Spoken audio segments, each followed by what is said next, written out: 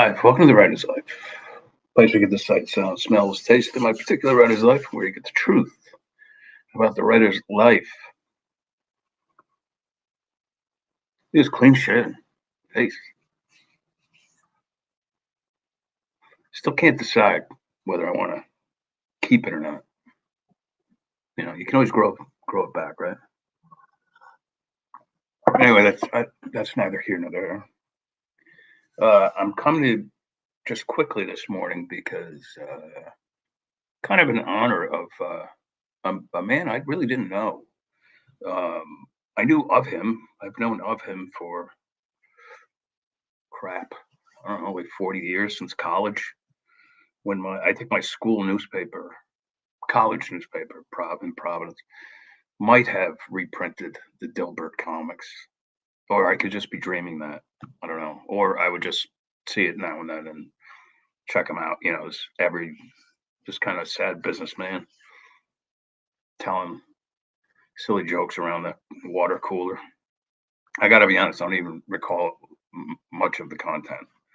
And I never really knew much of what Scott Adams was about or who he was, other than he did the Dilbert comics. But he was also an author, very successful author of nonfiction books, like inspirational business books, like How to Fail and Succeed and stuff like that. He didn't even know he could write that stuff until he did it, I guess.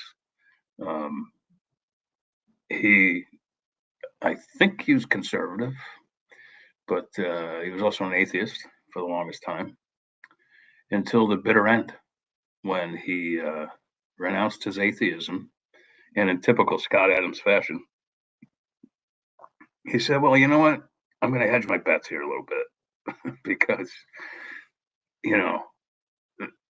what's the point of not believing? Because if I die, or when I die, because he knew he was going, when I die, if I wake up and I'm in heaven, then okay, you guys were right. Those Christians, those of you Christians who had been trying to get him to convert.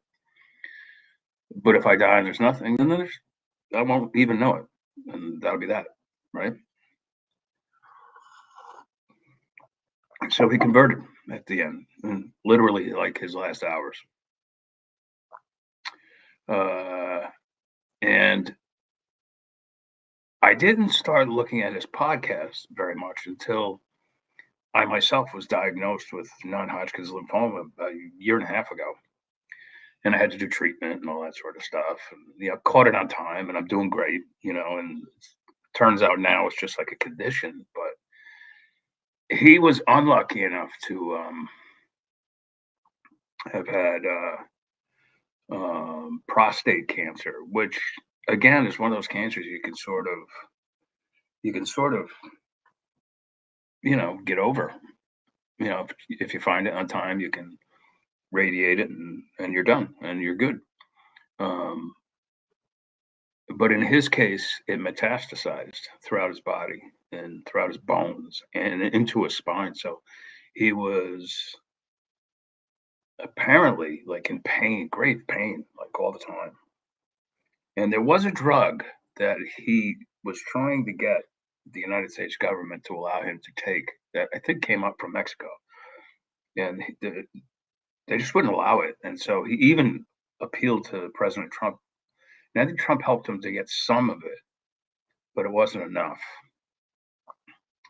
because he was convinced it would save his life. But apparently, it wasn't enough. And so I would watch his, I would watch his podcast, and it wasn't much. It was similar to this, like he would just talk about the news of the day. And for instance, on this date, 116 years ago, was the first public radio broadcast in 1910. Did you know that? His podcast was called Coffee with Scott Adams. And he would do this, he would open the show with this like kind of poem about like, grab your mug or, whatever is your preferred drinking tool and have the first sip of the day kind of thing. You know, I prefer coffee, and he'd take a sip and go, ah, sublime. Anyway, the point here is I won't belabor this. But I started kind of watching this a little bit when I was going through that whole year of just tests and lung cancer. I don't have lung cancer, but I did have lung surgery, and almost died from that. And it was just a hell of a year, right? But I kept bowling through and writing and putting out books and, you know, stories, and just doing my thing. And I never once felt like my life was going to change. The only thing that changed was for that whole year. I mean, I really couldn't go anywhere or do anything because, like, every other day, I had a doctor's appointment, and then I started treatment, and then that just knocks the shit out of you for, like, excuse me, like 2 days. I never got sick though. Never got sick when I did. They I did 6 chemos. They called it 6, but it was really 12 because you'd go like on a Thursday and do a bag, and then you'd go on a Friday and do a bag. So, like, I don't know. Maybe they split it in half, I guess. I don't know. To make it better. But like that night I'd go out for like Chinese food and beers and stuff. So, like, I don't know. It just didn't. I think I'm lucky. My body was able to absorb the chemical without adverse effects. Okay.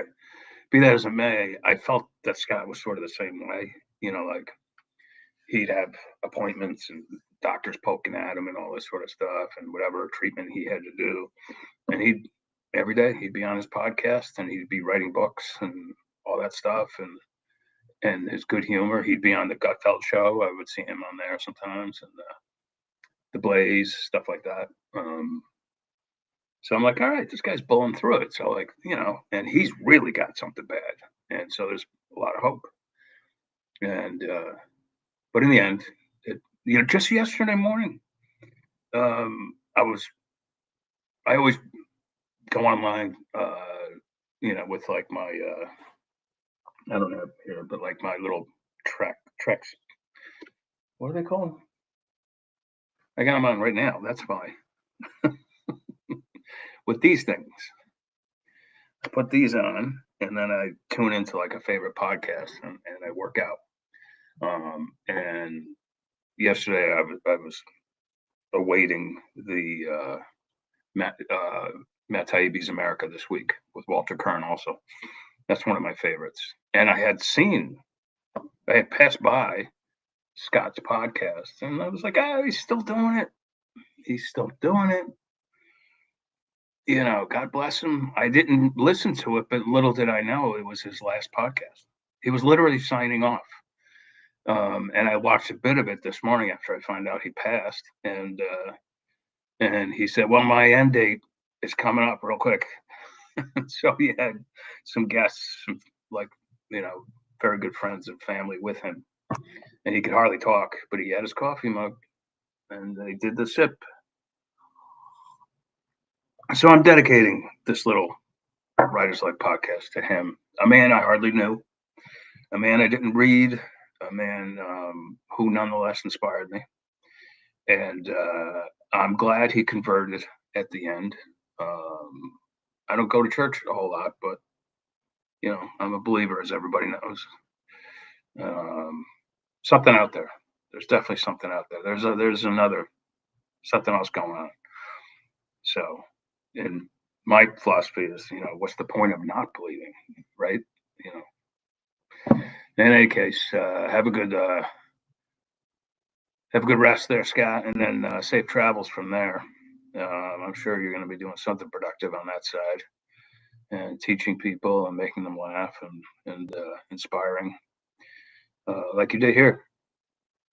All right, that's all I got. And remember, today's the day, 116 years ago, the world's first radio broadcast occurred. You think it was Marconi? I don't know. You guys tell me.